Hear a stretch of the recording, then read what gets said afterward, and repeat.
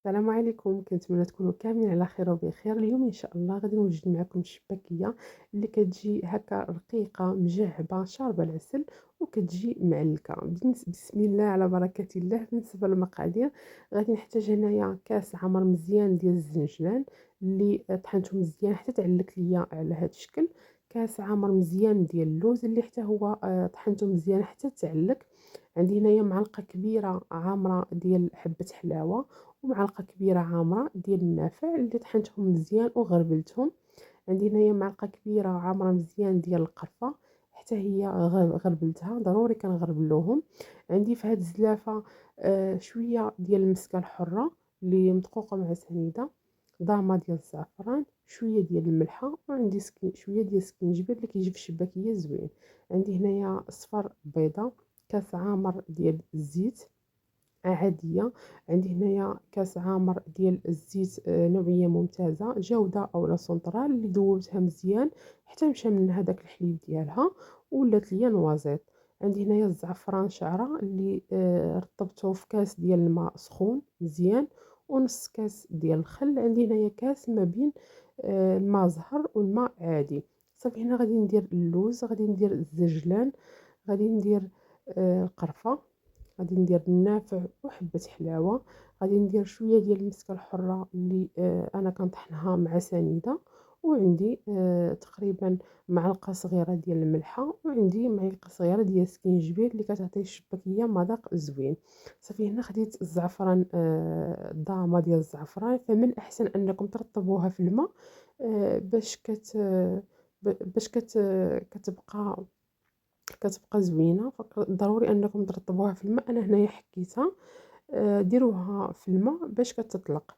صافي هنايا درت كاس ديال الزيت عادي، ودرت كاس ديال الزبده ضروري تكون نوعيه ممتازه جوده او لا سونطرال باش الشباكيه كيكون فيها مذاق زوين. صافي هنا كنخلطوا هاد كلشي كنخلطوه مع الطحين، وضروري ضروري من هاد المرحله إلا عندكم، أنا في هاد المرحلة كنديرها في العجانة وكنخليها حتى كتبسبس مزيان مزيان، واللي ما عندوش فممكن يخدمها غير هكا بيديه.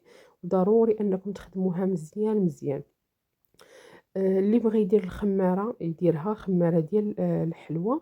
اللي ما بغاش يديرها فما يديرهاش. أنا جربتهم بجوج وفي نفس بجوجهم عطاوني نفس النتيجة.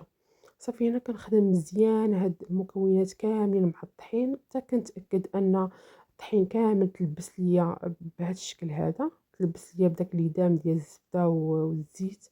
صافي هنا غادي ندير تقريبا ربع كاس ديال الخل، ولا ممكن تفوتوا شويه ماشي مشكل. وهنا غادي ندير داك الزعفران اللي الحر اللي رطبته في الماء سخون. صافي هنايا كنخلط هكا كلشي وكنبقى نجمع بداك الكاس ديال الماء زهر والماء العادي.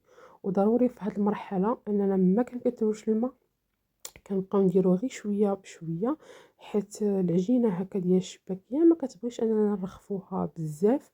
الا قوينا ليها الماء فملي غادي نبغيو نشبكوها غادي تعذبنا بزاف بزاف.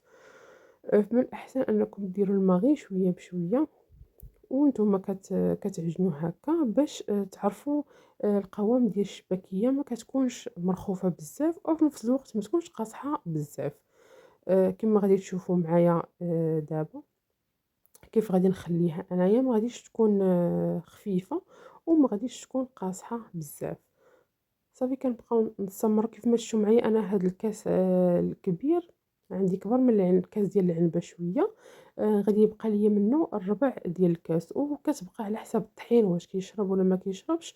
نتوما غادي تشوفوا كيف ما كيقولوا عينكم ميزانكم. صافي هنايا انا غادي نبقى نجمع في هاد العجينه كما غتشوفوا معايا، ومن بعد غادي نقطعها. ضروري كتجمعوها مزيان كما كتشوفوا. انا غادي نبقى معاها هكا حتى كتجمع ليا.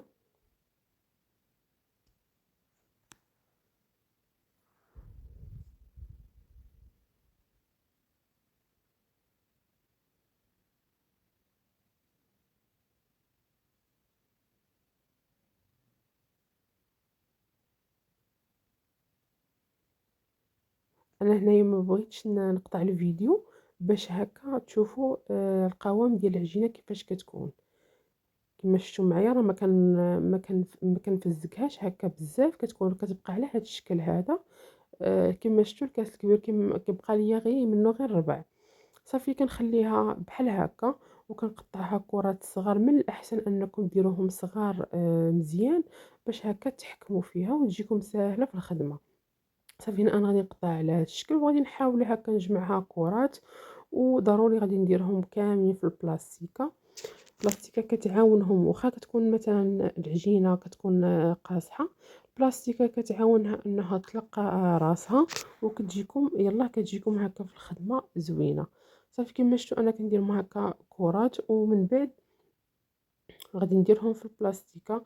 غادي نخليها تقريبا حتى كترتاح، كترتاح هكا مزيان. ومن بعد كنشدها وكنورقها بحال هذا الشكل هذا، على شكل تقريبا بحال غادي ديروا داك المسمن المربع. كتورقوها بهذه الطريقه هذه، كتاخذوا الجنب الفوقاني كتحطوه، ومن بعد الجنب التحتاني كما غادي تشوفوا معايا. فالفيديو راه غادي يشرح لكم شنو بغيت نقصد لكم بحال هكا، باش كتجي الشباكيه مجعبه، وفي نفس الوقت ملي كتبغيو تخدموها كتجيكم ساهله. كتقطعوها بحال هكا مربعات، ومن بعد كتخدموها مستطيلات طوال، باش حتى ملي كتبغيو تشبكوها ما كيبقاش لكم الزوائد بزاف اللي من بعد كيقصاحوا. صافي هنايا انا غادي نستمر بهذه الطريقه هذه. وبالنسبه للتشباك فكاينين جوج ديال الطرق باش غادي تشبكوا اللي تيكونوا بحال هكا ساهلين في الخدمه. وضروري بطبيعه الحال من الوراقه كتسهل بزاف بزاف. واللي ما عندوش الوراقه فممكن يخدم غير بالمدلك. غير هاد الشباكيه من الاحسن انكم ترقوها مزيان مزيان باش كتعطيكم نتيجه زوينه وما كتجيش الشباكيه غليظه. كلشي دابا كلشي ولا كيبغي شباكيه كتكون رقيقه وتكون في نفس الوقت مجعبه وتكون شاربه العسل. كيف ما شفتوا انا كنقطعها على هذا الشكل هذا، كتقطعها بحال هكا مستطيلات طوال باش كتجي ساهله في الخدمه. صافي هنايا غادي ناخذ الماكينه وغادي نحاول انني نرققها. انا غادي نديرها المره الاولى وغادي نديرها المره الثانيه. انا بصراحه في الشباكيه ديالي كنستعمل جوج، وبعض المرات كنستعمل حتى الواحد. يعني ارق هكا نمره باش كتجي الشباكيه رقيقه وكتجي زوينه. كيف ما كتشوفوا كتجي بحال هكا. وكنعاود نرققها بحال هكا الا بانت لي غليظه كنعاود نرققها. انا خديت هذه اللي كتعاون بزاف بزاف في التشباك.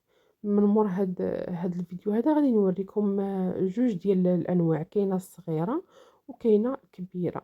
كبيره شويه هذه كتجي شباكيه صغيره. الناس اللي كيبغيو الشباكيه كتكون صغيره هذه كتخرج شباكيه صغيره. صافي هنايا انا كنخدم بها وكنعاود ندير بالجراره باش الا كانت شي حاجه هكا ما تقطعش ليا كتقطع. صافي كنصايب ونحط هكا حدايا كيف ما غادي تشوفوا معايا. وغادي تشوفوا معايا حتى الطريقه ديال التشباك اللي سهله سهله. خصكم غير هكا تعودوا عليها.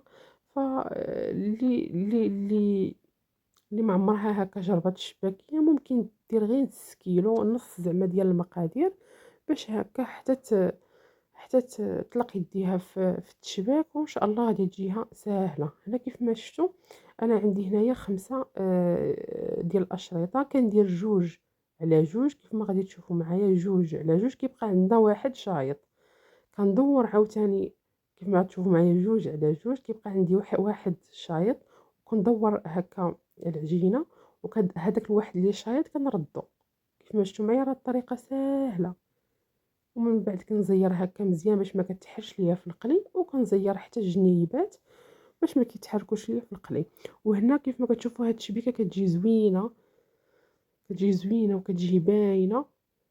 غادي نخلي لكم من مور هذا المقطع هذا غادي نصور لكم فيديو واضح، وان شاء الله غادي تعلموا الطريقه ديال التشباك من هذا الفيديو هذا. غير تبعوا الفيديو ان شاء الله حتى الاخر. غادي نحاول في هذا المقطع اللي من مور هذا غادي ننتقل شويه تصوير، وغادي تشوفوا طريقة ساهلة ديال التشباك، وإن شاء الله غادي تشبكوها بطريقة ساهلة وكتجي زوينة. وإلا بغيتو تنقصوا من داك الجنيبات صافي كتنقصوا منهم بالموس، اللي ما كيبغيش داك الجنيبات يبقاو بحال هكا كتنقصوا منهم غير بالموس. كيف ما شفتوا معايا انا خديت لكم هذا المقطع هذا من جهة اخرى قريبة. كيف ما شفتوا راها ساهلة في التشباك. غادي نخليكم تشوفوا الطريقة. صافي كنردو هذا على داك الجوج، صافي كنسدوه هكا مزيان باش ما كتحش لنا في القلي، وكتبقى الشكل ديال الوريده زوين بحال هكا.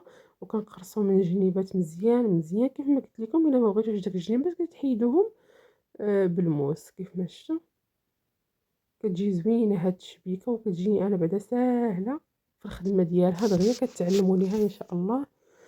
وكتجيني انا احسن وحده، احسن بريده هكا في الشباكيه كتجي زوينه. كنتمنى نكون وصلت لكم الفكره، وصلت لكم الطريقه ديال التشباك، وان شاء الله كلشي ان شاء الله ينوض يدير الشباكيه ساهله كيف ما شفتوا. وكتجي زوينه وكتجي رقيقه. فمن الاحسن انكم ترقوا الشباكيه باش ما كتجيش هكا في الماكله ديالها ثقيله، كتجي رقيقه كتجي مقرمله وفي نفس الوقت هشيشه. كيف ما شفتوا معايا انا غادي نكمل هاد البريدات بحال هكا. غادي نكمل بهاد الطريقه هذه حتى نكمل ان شاء الله العجينه اللي عندي كامله، وندوزو ان شاء الله باش غادي نخليوها غير شويه هكا تنشف بما ساليت الكميه كامله اللي عندي، وكندوز مباشره باش كنقليها.